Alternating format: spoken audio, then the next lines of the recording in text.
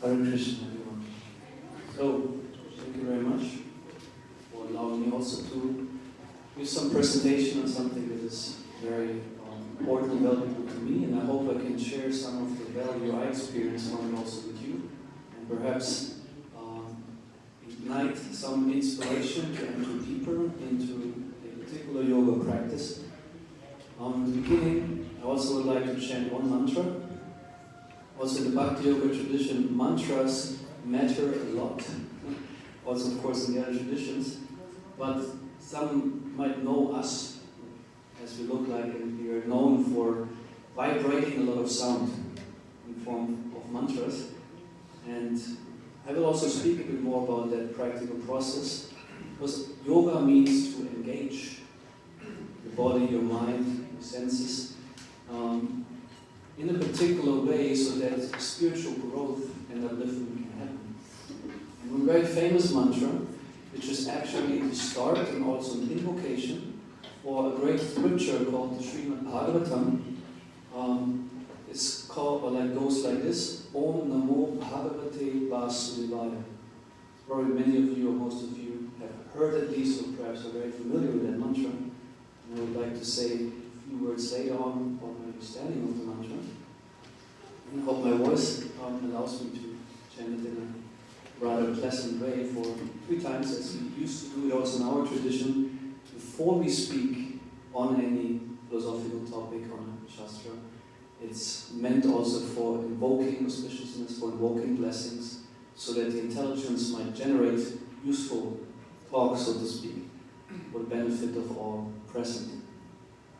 Om Namo Bhagavate Vasudevaya. Om Namo Bhagavate Vasudevaya. Om Namo Bhagavate Vasudevaya. So we see these 4 words of this mantra. Om, very famous. It's on many t-shirts, on many bags, on many skins as tattoo and whatever, so it's everywhere. And it consists of 3 letters, which is in the Latin language A, U, and M, Om, spoken, and it represents Krishna, Radha, and the living entities. So there are 3 aspects. You can also say the male aspect, the absolute female, and the jivas, the living entities. So we address the completeness of the highest absolute truth. And then Namo is a way of giving you respect, or like offering obeisances, you would say. And then Bhagavat is a word referring to divine. Perhaps also Prabhu can later on correct me if my Sanskrit understanding is not so accurate. And then Vasudevaya. Vasudevaya is a name addressing the Supreme Lord. And Vasu means as much also as life or existence. And in the Upanishad is also explained that God is called Vasudeva because everything exists in Him and He exists in everything. So He's the foundation, the cause of all existence and existence itself. So this mantra is actually that I connect, or like I respectfully approach this Supreme Lord and try to connect by this little mantra or prayer. Acknowledging Him as the cause of my existence, as the cause of everything and everyone who exists, and also my connection with Him. So that's the idea. Also, Bhakti yogis, they very much emphasize or very much look at what is my relationship with the Supreme. And the word mantra is also very interesting. Before, like Prabhu was elaborating a bit on the word mana, the mind, and also the word mantra is including mind. And tra means to liberate. And we might wonder, okay, but what to liberate the mind from?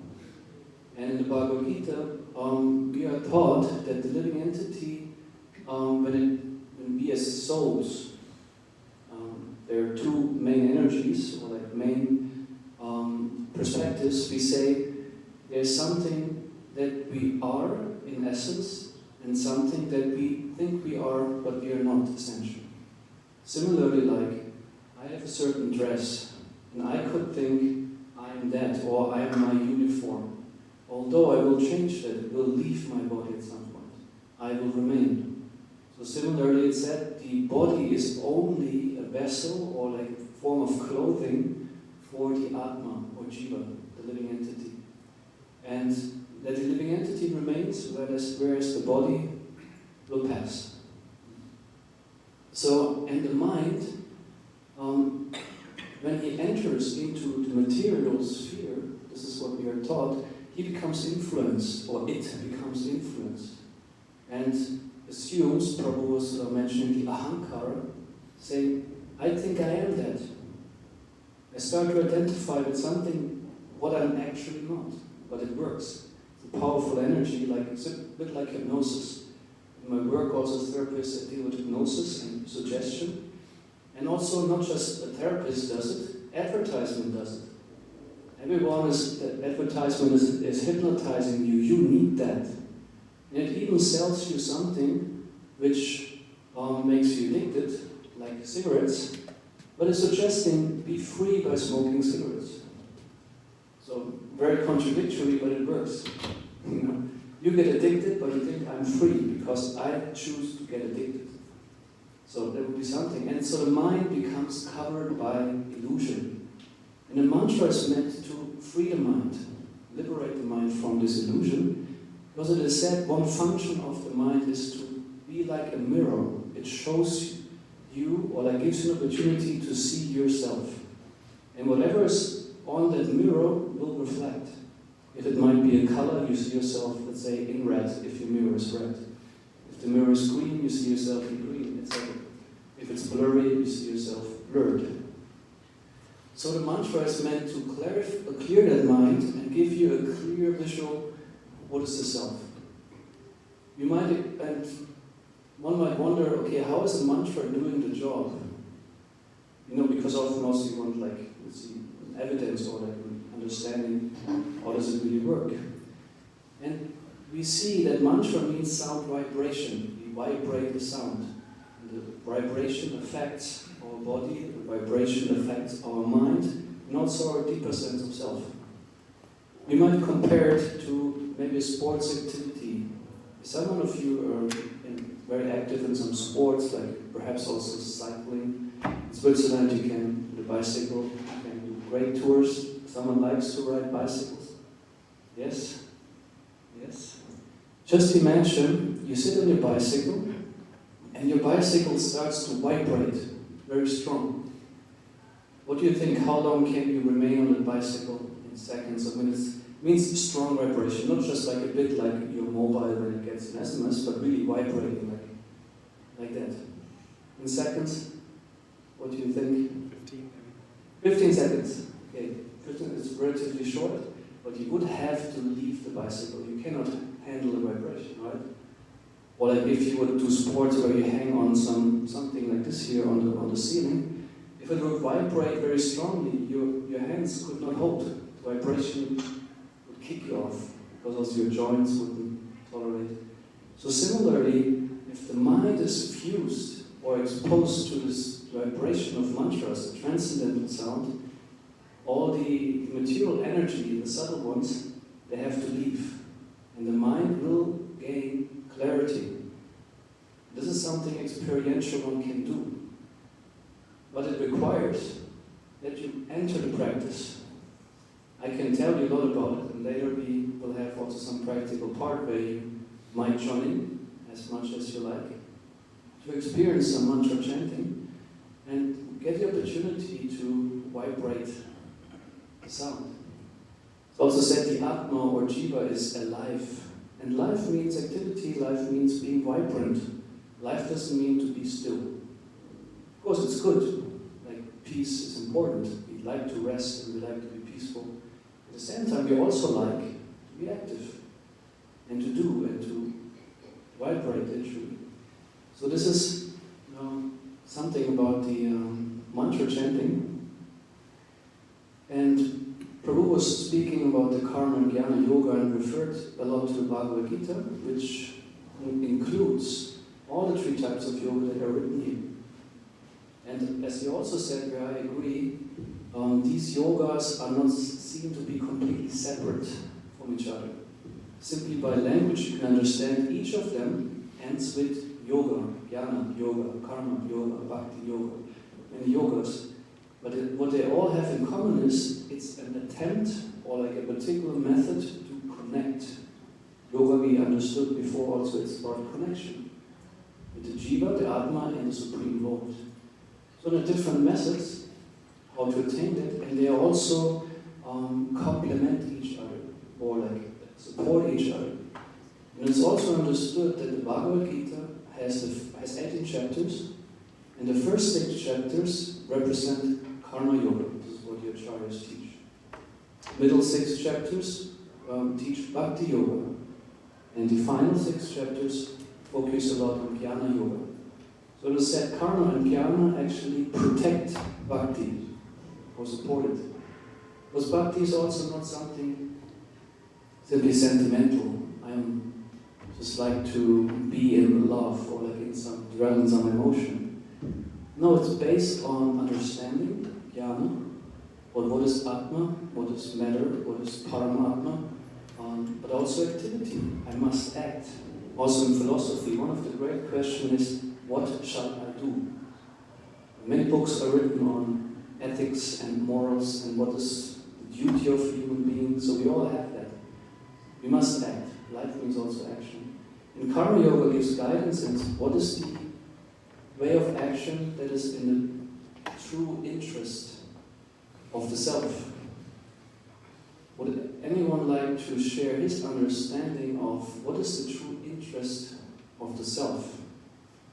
I'm aware the term self already might be a bit of a big term, but would anyone like to share his understanding? What is your true self-interest?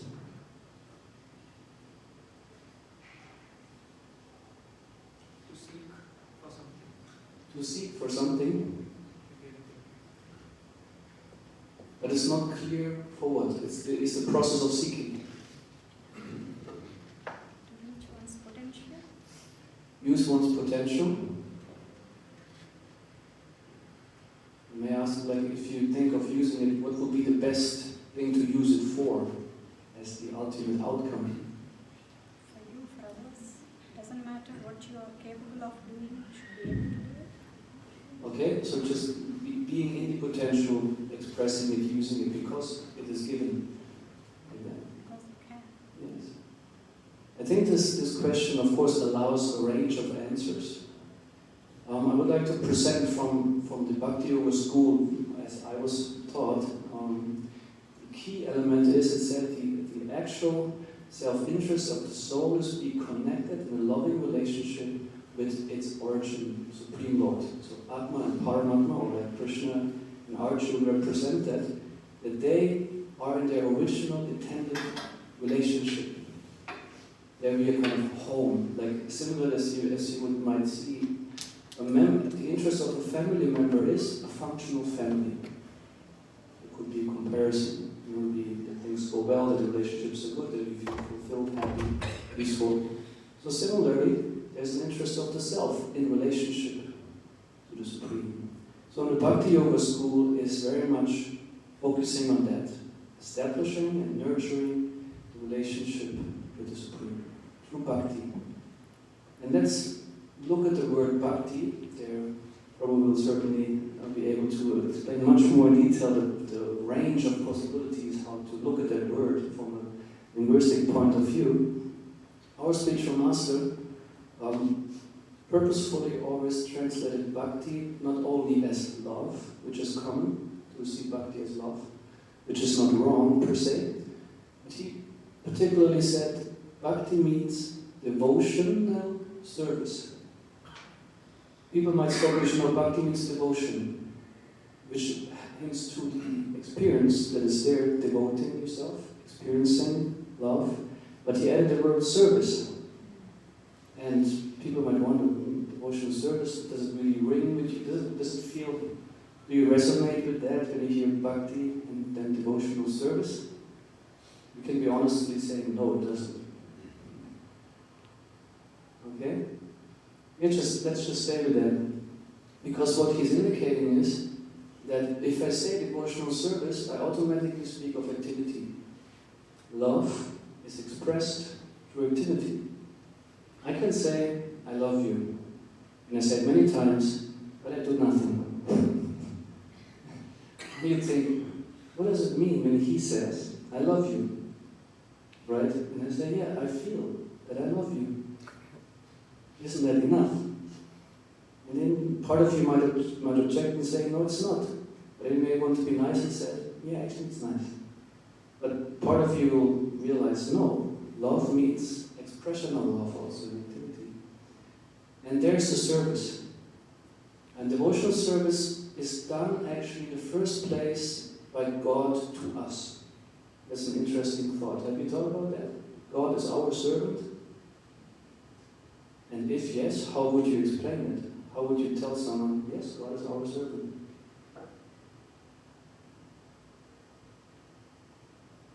Anyone likes to give it a thought? Yeah, we pray and keep asking Him for everything. Yes, very good. Yes. You pray and He may provide. Yes.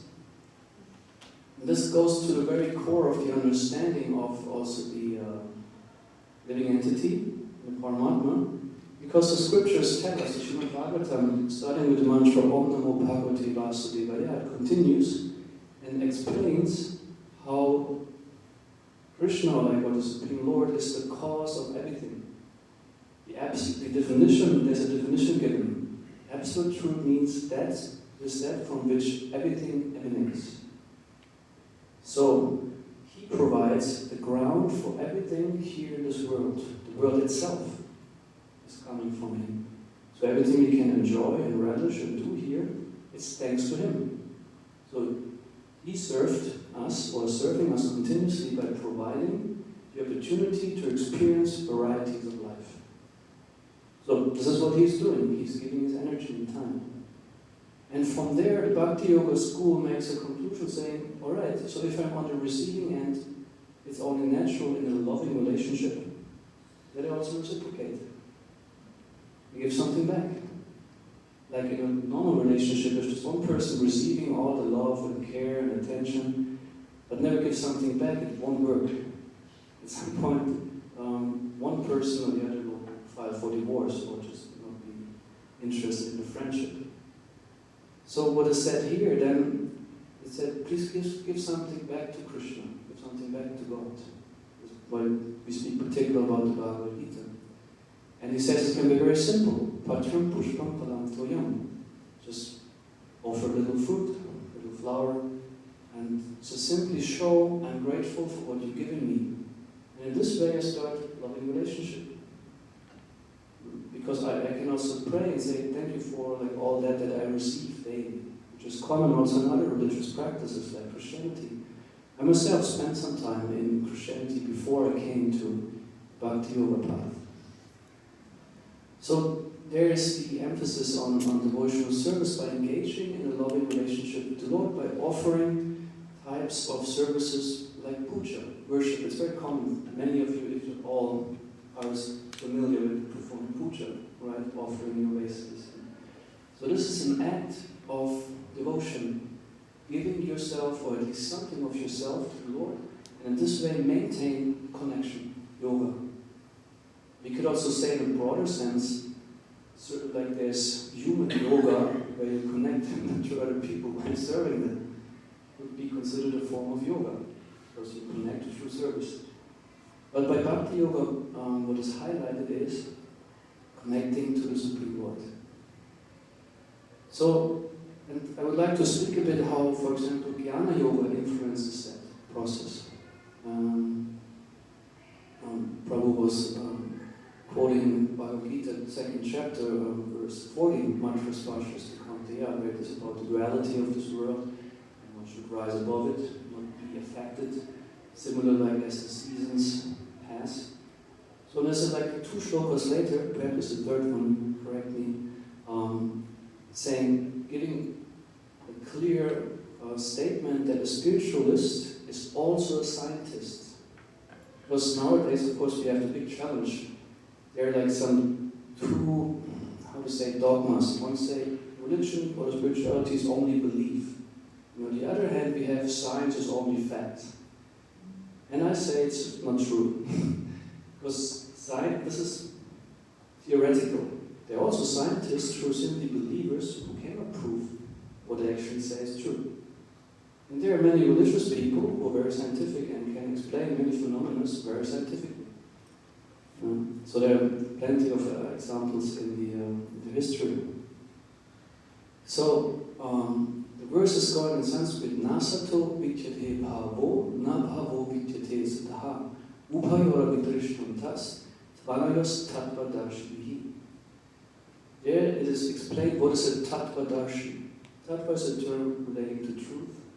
In other contexts also pointing out what is the essential identity of something or someone. And it said the person who is a spiritualist is engaging in the process of exploring what is the nature of one thing and what is the nature of another. As I said, they have concluded that a body, for example, is temporary and has no existence. The Sanskrit word is asat. Sat means that what has substance or existence. Asat has no existence. And then what is sat is the spirit self, which has no change, which continues to exist. And it says the conclusion, the Tattvadarshis came to the conclusion of what is what after thoroughly studying the nature of both. So as a spiritualist, you're, particularly in the Indian traditions, Prabhupada was pointing that out, you're not meant to be a blind follower. Rather the opposite, you're supposed to actively engage your mind, senses, and activities in the process and become self-realized. We could call it spiritual emancipation. This is the only true and relevant emancipation, actually. All other emancipations may have value in a particular time context, cultural context for a while, but Bhagavad Gita is teaching us your body will change and you get another. So this life you might be in a female body and think female rights. Next time you're in the body of a male and you have another problem. You think I'm black and they're white, black rights. So you always have something to emancipate yourself toward. But the ultimate emancipation is in the jiva emancipating itself from material existence. This is what Krishna is teaching. Actually, Krishna in the Bhagavad Gita is saying, you are my part and parcel. That's an interesting, actually, I would say, mystic fact. Like, because we must ask ourselves, where am I from? This is one of the big philosophical questions. Why am I here? Where am I from? Where am I supposed to go? So, one answer is given also in the Bhagavad Gita, where Krishna declares, I am the origin of everything. Aham sarvasya prabhu mantasa namapravartate. So we could work with that and say, okay, let me accept this perspective, and then, okay, let me connect with this what is my origin. So he says, you are my part and parcel, and the actual self-interest, come to speak, is that you recognize yourself again for what you truly are in a spiritual sense. And the processes of bhakti are meant to facilitate that enlightenment. Jnana Yoga giving you knowledge, helping you to distinguish what is sat, what is asat. Karma Yoga guiding you to have activities that uplift you.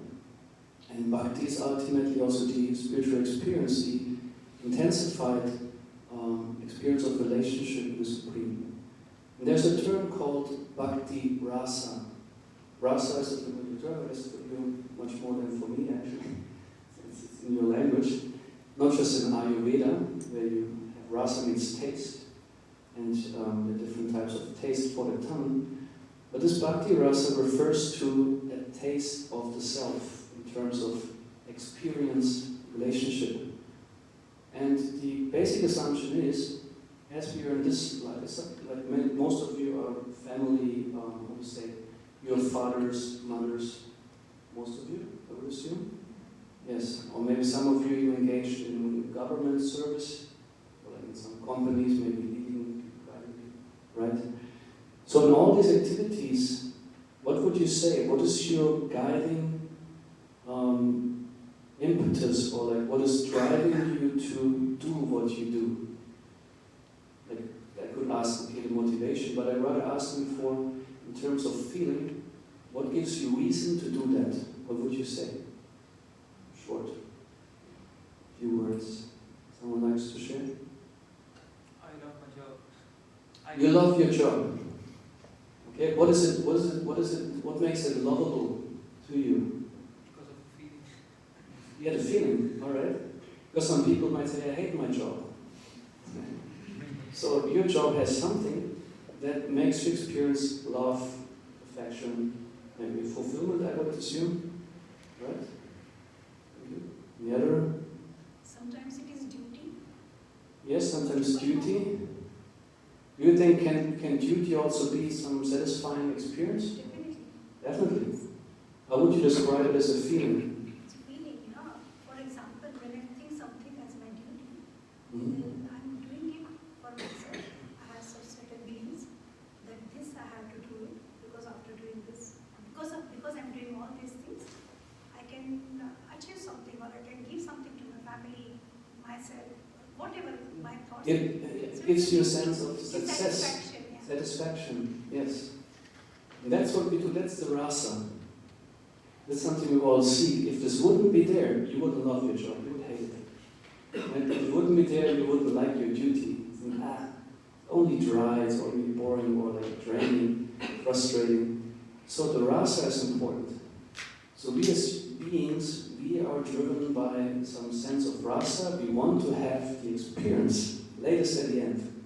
You may be willing to invest some time without big experience, but this is what we need to thrive.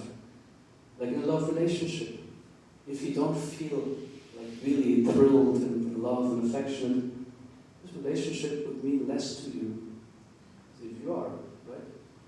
So there it's also said in the Bhakti Yoga tradition, like it is pointed out, okay, you can seek these things in the material world, and they give you some degree of satisfaction. And I would assume all of you agree it's usually temporary, and often there are like side effects, or like, how to say, things come with it you don't necessarily like, but they are there. Like you do your duties, you feel satisfied, but you're exhausted. Or like people are not grateful for what you do. You know? Or you love your job, but you don't get paid well. Or you maybe are exploited because you love your job and you stay 15 hours a day. So there's always kind of duality. There's something that is also unpleasant. So like Krishna's pointing out, but there is a way of relationship which is not under such conditions. Because before Prabhupada was mentioning, the duality is one area, and the observer, if he becomes really clear of himself, can understand, I don't have to be affected by duality. There's another realm of existence, what we would call transcendence, and also on that platform there's a possibility of exchange, but of a different kind. So this is the process of Bhakti Yoga to realize that gradually. And Krishna is also highlighting in the Bhagavad Gita in the 18th chapter what he says, what the ultimate aim of the Bhakta, the Bhakti Yogi is. Where the word Bhakta comes from. Bhakta is someone who performs Bhakti Yoga. He says, Bhaktimam abhijanati yavanyascha smitatpataha. Third line I always forget, maybe Prabhu you can.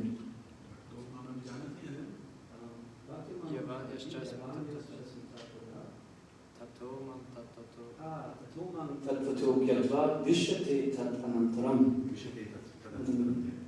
And this is in the 18th chapter, where Krishna says, or like the Supreme Lord says, if you truly want to recognize me, or you see me, realize who I am, and who you truly are, then Bhakti is the means. Pure Bhakti, Bhakti Manavachanti. And if you are aware of me, this is also one process before you practice being conscious, being aware. This is so important. Yes, the Bhakta cannot just engage in devotion and be unaware. It's not possible. It's actually completely bizarre if a Bhakta would do so. So also the Bhakta has to be capable to introspective. Therefore, it's the Jnana part. And if this is there, he says, then you can enter or like transfer yourself from the material existence to the higher spiritual existence. There is a realm that is of a different nature. Now it's not accessible because the mind is covered. There we say mantra, the mind needs to be liberated. Like if you have, let's say now, you would have a blindfold, well, how can you see? Right? The blindfold has to be taken off. And so it is understood that the soul has now a covering in form of matter, and transcendental activity, karma, transcendental self-vibration, and knowledge, jnana, and activity, that helps to take off the blindfold. And it's a process. And the challenge is to have faith that this is really true. You can now suspect, yeah, well, promise of a reality that I cannot access now, or like of some God or some experience. What is the proof? Right? So I wonder, like in the scientific age, it is there. And certainly there is some part of faith. But there is the ability to have, there's one saying, reasonable doubt. Right? You have this it's about crimes, and there's reasonable doubt to not just jump to the conclusion. And there's also reasonable faith. Right? That there are reasons to assume that there is a higher reality. Like there's blind faith, and there's blind doubt. So the good thing is if one can have faith, at the same time be reasonable and be an examiner of facts and knowledge. This is where jnana comes in. So in my work, what I do, because Priya was asking me to come in, how do I apply it in my work? And there I also see, for example, I'm a therapist, and people come to me with an issue of its psychological nature. And they might say, heal me now. And I say, I can't. But you're a therapist, you should. No, I can't. What do you say, what is the problem? If I'm a therapist, shouldn't I be able to heal? What do you say? No? Yes? I think you can only heal a person if they really want to be healed. Very good point. It doesn't only depend on me, what I am or what I'm not am. It's the person, like, is the person really willing to get what he or she apparently wants? And what comes then? I can offer a process. As a therapist, I can say, I'm not the one who just does it on you or for you. I'm the person who does it with you. And there also in spiritual life, we have that what we call a guru. You all, like Prabhu was in an ashram, maybe some of you have ashram experience, living in an ashram. I heard you're from South India and you're playing. Yes. We just had been there, we did a tour. Tamil Nadu, the whole place is down to Kerala. Very wonderful to see all the temples. There's like, yeah, the teachers who are mentioned, like Ramanujacharya, they are very much famous there, known. So there's a process that I'm supposed to engage my client in, for example. Like the guru is supposed to engage the student in. Guru means darkness. Or like there's different meanings. Secret is also, but there's darkness, ignorance, and guru means to enlighten or like to dissipate darkness. So the guru is a person who is able to enlighten you, bring light, to clarify doubts. So, in the therapist role, also what it means is I have to engage the client also in introspection to switch on his own light. Right? It's not just like I have the light, you don't, follow me, and wait till we arrive. That's not the process. It's more like we are like in nature one. We have different bodies, you know, but also there we are kind of one. We face the same challenges of material life, the same kind of conditions. We all have 5 senses. And the mind, which is the 6th sense. And Krishna says everyone struggles with it. I guess everyone will agree. Struggle with the mind.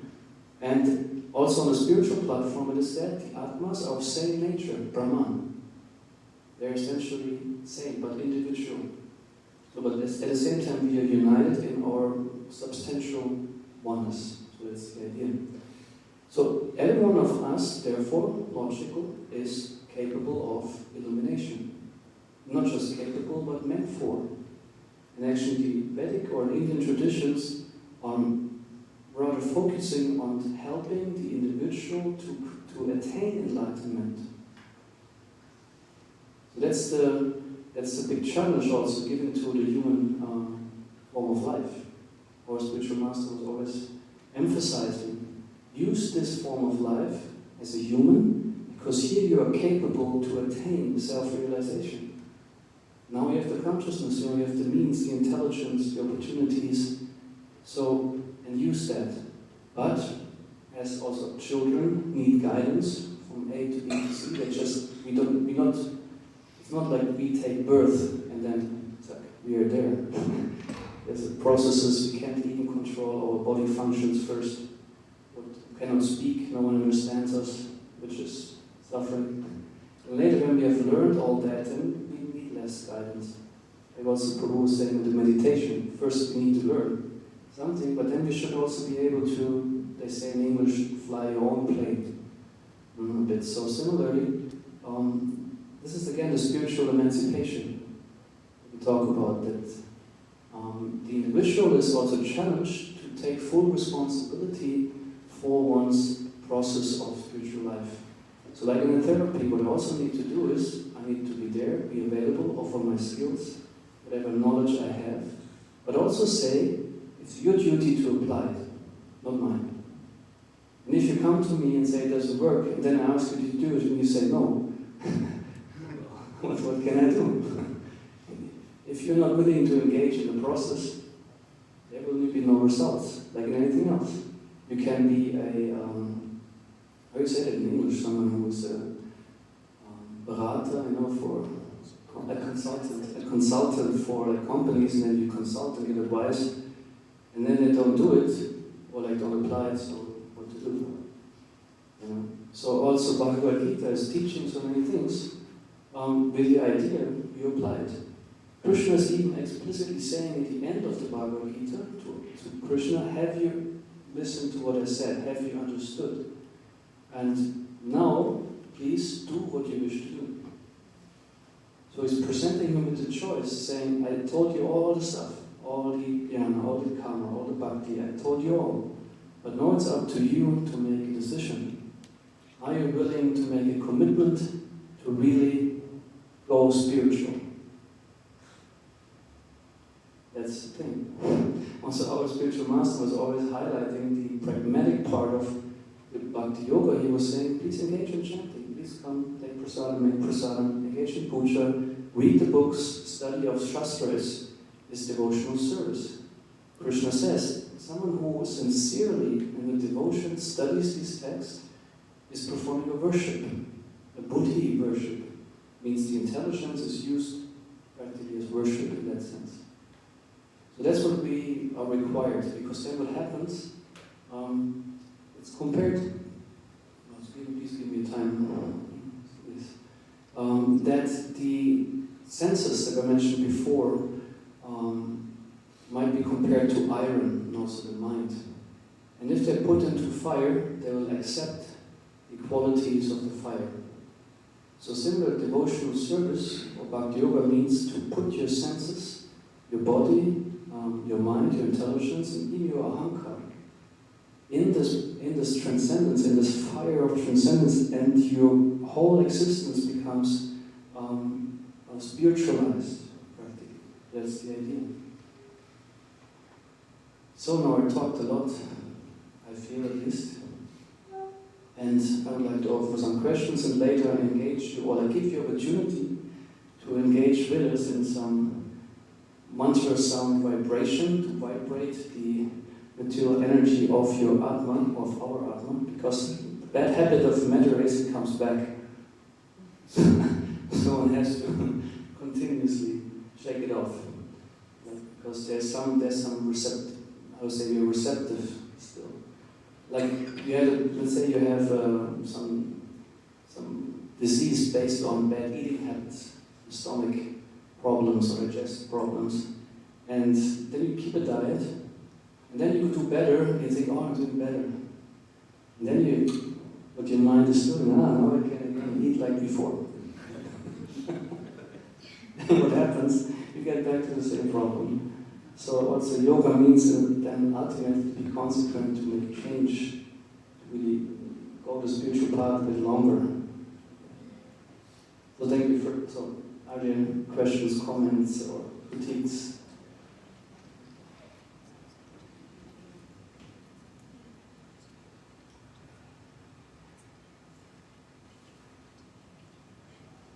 Do you agree with everything I said?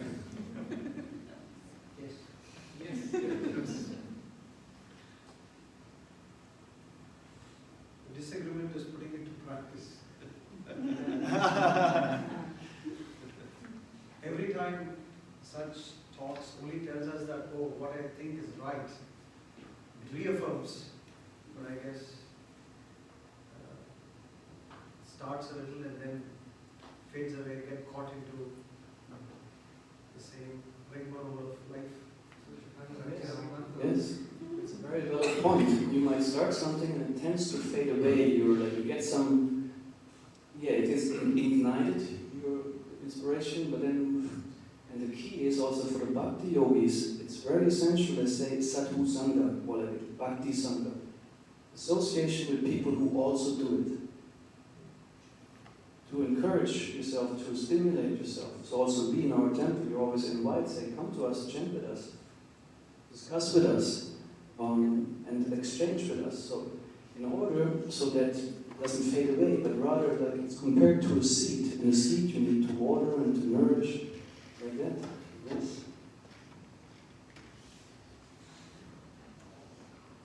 One practical thing I would like to add, like in work of clients and spiritual principles, Krishna is highlighting, explaining that there are three modes of existence in the material nature.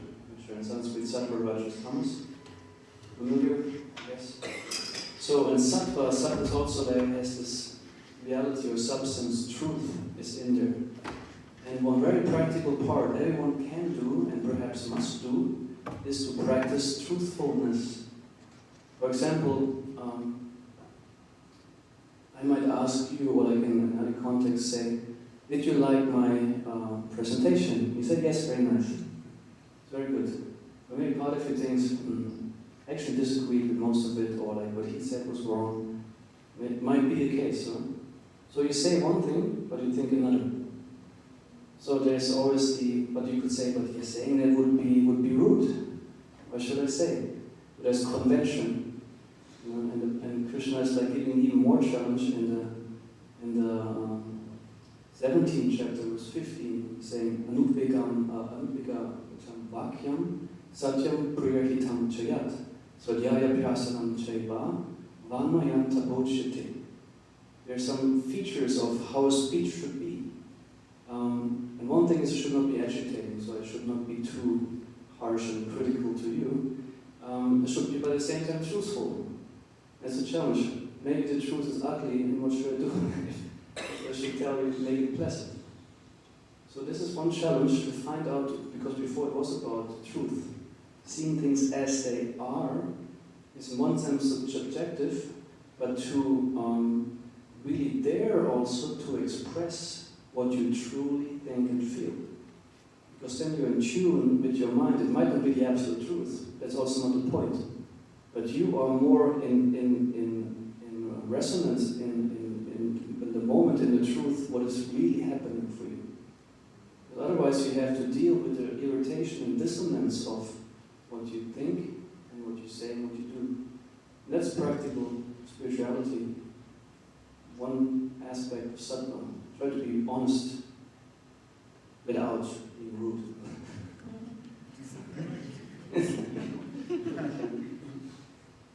So I really like the fact of,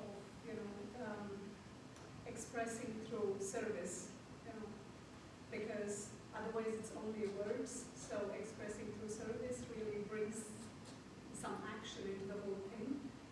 How about gratitude? Because nowadays we are so self-centered, and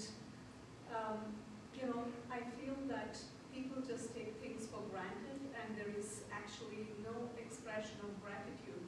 So would you express the gratitude according to the receiver, or would you express the gratitude according to your ability of doing things? Well, in general, I really appreciate the process of gratitude and actually implement it a lot in my therapeutic work. There's even some groups we have where we focus on that topic, where people are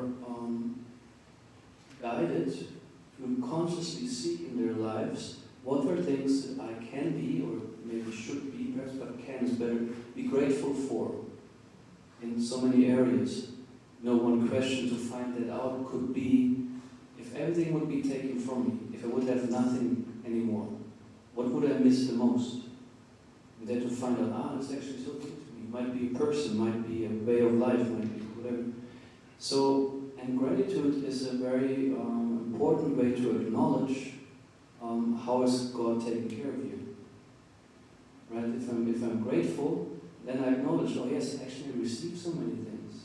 Ungratefulness means also to omit the fact that you actually receive. Yeah, but might be. And there are also problems are there. An expression of gratitude, if I understand you correctly, I would certainly distinguish according to who's in front of me. You know, at the same time, it's good for myself if I truly feel grateful or think it would be good to express it, do it. Express gratitude, and then naturally maybe the other person is also inspired to do it. Sometimes we say you should be grateful. And the person thinks, no, I should not. Because I have good reason to not be grateful. There's so many problems, there's so many difficulties, why should I be grateful? But the best way to inspire something to a certain behavior is to do it yourself. Like with children, they also say there's often what the strategy parents often do is, do what I say, not what I do. And it doesn't work. Because what do children do? They don't listen so well or understand, but they see what you're doing. And they say, but Mama does it, Papa does it, so I do it also. That's the most powerful way of teaching. If people see you doing it, they can't argue with it. But if they see you saying one thing and doing another, it's a problem. So we are all challenged to be also truthful in that sense. If I say this should be done, I should apply it myself also. So the strategy should be listen to what I say, but particularly do what I do. And act in a way of which you wish one should act. And this way powerfully influence people around you. So if I would like to inspire you to practice Bhakti, but I don't do it, what's the purpose? What's the point? But if you see me doing it and maybe feel, oh, this person, he does it, then you might feel inclined naturally. Most powerful way of teaching, own example. With gratefulness, the same, I would say. Doesn't seem to be helping me. Huh? Doesn't seem to be helping me. I do the same thing what you have said, but that I don't influence my daughters to do the same as I do, actually in actions. But it doesn't seem to help. Well, it doesn't guarantee that they will do also. Yeah, that's what I think. And they might also sense, yeah, she's doing it only because she wants us to do. And that might be that might cause some resistance. Because if they would sense she's doing it because she's really convinced and makes her happy and it's true, then yes, because soon people, we are like that. We are really freedom lovers, although often we are less free than we think. Then if we sense someone's trying to coercing us or pushing us, there's a tendency for resistance, reluctance. And before also, the Prabhupada was speaking about this exercise of dropping expectations. And it's also a powerful tool we use also in therapy to help people look differently at things, to think of what if I let go of the expectation and see how do I influence my relationships if I'm not so expecting. Perhaps suddenly my daughter feels open to something I was trying for years so hard.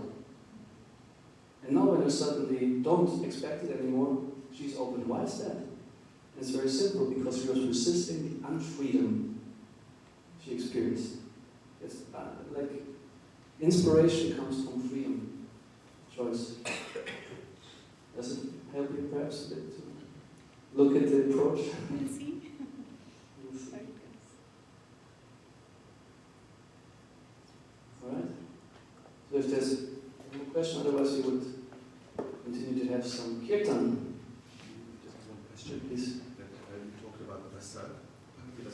Could you describe a little bit more for the audience, also to us, how do people who are not culturally, from a Hindu origin, how do they undergo and experience the rasa of bhakti? Like how do they get on into the tastes? So the question is, like, how does a person acquire practically an experience of rasa in this bhakti context? So one thing is, it's that bhakti or devotion is actually not really something we attain by ourselves. It's rather handed to us, but the way we can attract it is by endeavoring. So there's a spiritual practice called sadhana. Let's say we start chanting the names, the mantras. And in the beginning it might not be so juicy or tasty to us, but also through the practice, our mind gets accustomed and can enter it deeper. And one key that comes again the jnana yoga to really experience something is to properly understand it. Like explaining a bit the Om Namo Bhagavate Vasudevaya mantra. If I really have in mind, I actually respectfully approach and offer myself to the origin of everything, Vasudev, the reason of my existence. He exists in me, I am him. Then my meditation can be much deeper and also emotionally much stronger because it has more significance than if it's only some syllables that I recite because perhaps it's our tradition. You do so. So please, you do so also. But if I understand what is this mantra and what relevance has it for me, that's important. Sambandha Gyan, it's a term in Sanskrit, the understanding of how do I relate to all this? What is the meaning for me in my life? So that is the whole process of Bhagavad Gita has 700 shlokas, we address 4 or 5. So, but it should, the inspiration can be great understanding and engage in a practice and associate with people who do that and perhaps longer, and this way be influenced. This will open up the possibility